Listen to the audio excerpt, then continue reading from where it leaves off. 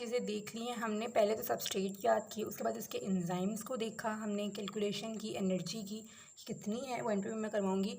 अब जो है नेक्स्ट स्टेप हमारा ये, हम ये देखते हैं कि कौन कौन से एंजाइम रेगुलेटरी हैं। अब कौन कौन से एंजाइम रेगुलेटरी होंगे, वो जो कि इरिवर्सिबल होंगे। ठीक है, रिवर्सिबल को तो हम रेगुलेट नहीं करते ना, इरिवर्सिबल। तो पहले मैं आपको बताती हूँ इरिवर्सिबल कौन कौन से स्टेप हैं, देन हम उनकी रेगुलेशन को देखेंगे। एक तो पहला स्टेप जो है ना, ये इरिवर्सिबल है। इसके बाद अगर हम मैं वाले स्टेप्स की नेमिंग दे देती हूँ, ये हमारे पास पहला स्टेप है, ये दोनों को मिला के हम दूसरा स्टेप कहते हैं। ठीक है, क्योंकि एक एंजाइम यूज़ हो रहा है तो हम इसे दूसरा कहते हैं। ये हमारे पास तीसरा स्टेप है। टोटल 8 स्टेप होते हैं, ये फोर्थ, ये फिफ्थ, सिक्स्थ, ये सेवन्थ एंड देन ये हमारे पास 8 स्टेप है। टोटल 8 स्टेप हैं।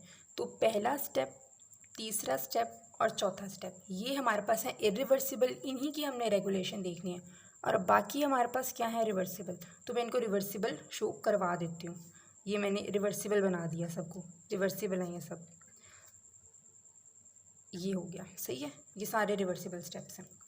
अब जी हम आगे, अब ये हमारे पास कौन कौन से एंजाइम आ गए। एक हमने सिट्रेट सिंथेज की रेगुलेशन देखनी है, एक हमने ऐसा सिट्रेट डिहाइड्रोजनेज, और सेकंड हमने थर्ड जो है हमने अल्फा कीटोग्लूटारेट की डिहाइड्रोजनेज की रेगुलेशन देखनी है। तो हम रेगुलेशन पे चलते हैं, सही है।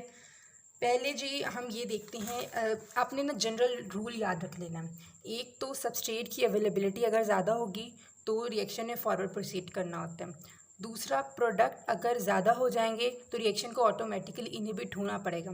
तीसरा, टीसीए साइकिल का मकसद होता है कि इसने एटीपी और एनएडीएच बनाना है। तो अगर सेल के अंदर ये चीज़ें ज़्यादा हो जाएंगी तो यही हम चाहेंगे, बॉडी ये चाहेगी कि टीसीए साइकिल ज़्यादा ना चले, क्योंकि एक्यूमुलेशन ज़्यादा ना हो जाए एटीपी की या एनएडीएच की।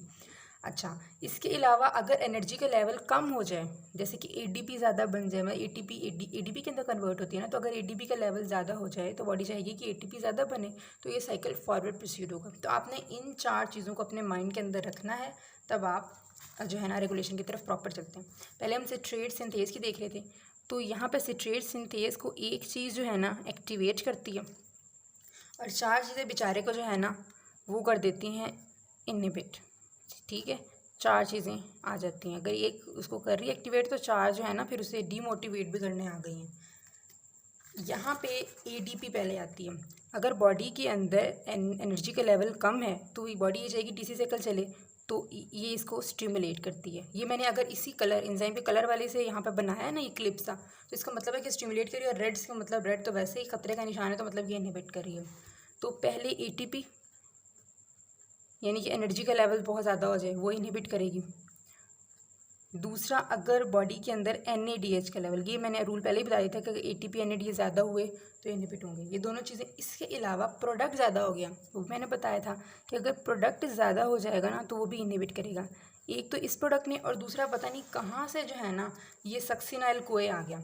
इसको पता नहीं क्या हुआ कि उसने यहाँ पर आके ना कहा कि मैं इनहिबिट करता हूँ, मैं ज़्यादा प्रोड्यूस हो गई इसलिए मैं इनहिबिट कर रहा हूँ।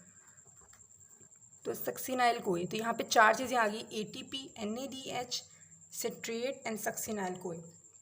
पहले एंजाइम की रेगुलेशन हमने देख ली।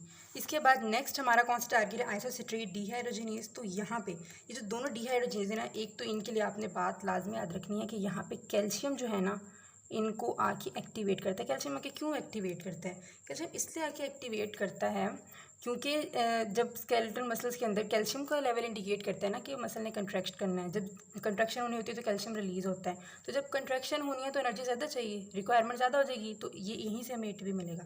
तो यहाँ पे हमें कैल्शियम तो हमने बड़े आराम से जो है ना ये हमने लाजमी याद रखना है, बहुत इंपॉर्टेंट स्ट्रॉन्ग रेगुलेटर है, इसलिए मैं कह रही हूँ कि इसको लाजमी याद रखना है।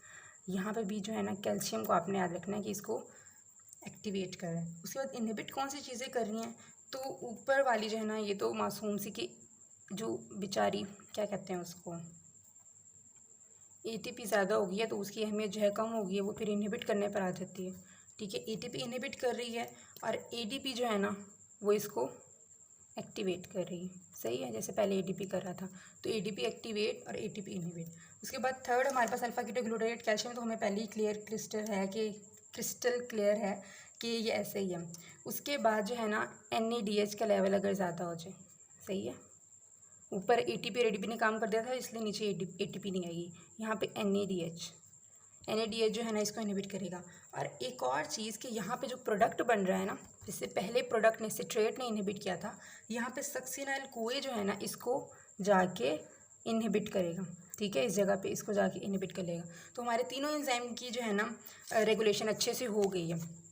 अब जो है ना यहाँ पे एक और चीज़ आपने याद रखनी है, वो क्या है, वो ये है कि यहाँ पे इनहिबिटर्स यूज़ होते हैं। इनहिबिटर कौन कौन से एंजाइम पे जाके एक्ट करते हैं, तो उसके लिए निमोनिक जो है ना मैंने ये बनाया,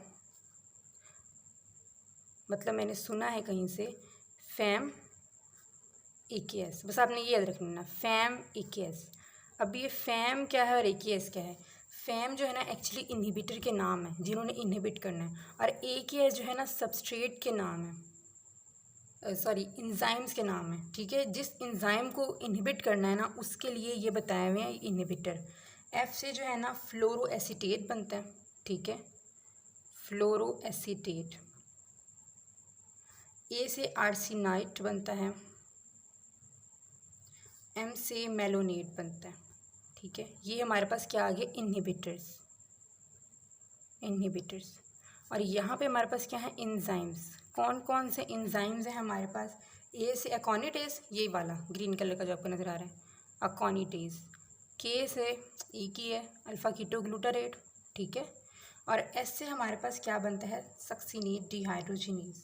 ठीक है, तो हम यहाँ पे लिख लेते हैं सक्सिनेट डिहाइड्रोजिनेज। ठीक है, अब ये चीज़ें क्लियर होगी। FAMAK से आपने याद रखना। तो यहाँ पे इंजाइम के साथ साथ ना मैं रेड कलर से इसको शो कराती हूँ। यहाँ पे आके इंजाइम जो है ना इनहिबिट करेगा, सॉरी इनहिबिटर आके इनहिबिट करेगा। कौन सा इनहिबिटर है इस एंजाइम को इनहिबिट करने के लिए? फ्लोरोएसीटेट। अब ये फ्लोरोएसीटेट एक्चुअली कैसे करता है? फ्लोरोएसीटेट, पहली बात तो ये कि ना जो वो चूहे मारने के लिए दवाइयाँ होती है ना उनके अंदर ही होता है। अब यहाँ पे हमें पता है कि एसीटेट और जो है ना कोए मिलके ना एसिटाइल कोए बना रहे थे। अब अगर फ्लोरोएसीटेट बॉडी के अंदर आ जाएगा ना तो यहाँ पे फ्लोरोएसिटाइल कोए बन जाएगा जो कि इस रिएक्शन को इनहिबिट कर देगा। तो ये तरीकेकार होता है, सही है। उसके बाद नेक्स्ट वाला हमारे पास क्या है, आर्सिनाइड। उसने अल्फा कीटोग्लूटारेट डिहाइड्रोजिनेज को करना है। तो यहाँ पे जी मैं शो करा रही हूँ, इस एंजाइम को आके इनहिबिट कर रही है कौन सी चीज़, आर्सिनाइड। उसके बाद थर्ड हमारे पास मेलोनेट है जिसने सक्सिनेट डिहाइड्रोजिनेज करना है, तो वो यहाँ पे शो हो रहा है। यहाँ पे हम क्या करेंगे, इसने इनहिबिट कर दिया मेलोनेट ने, सही है।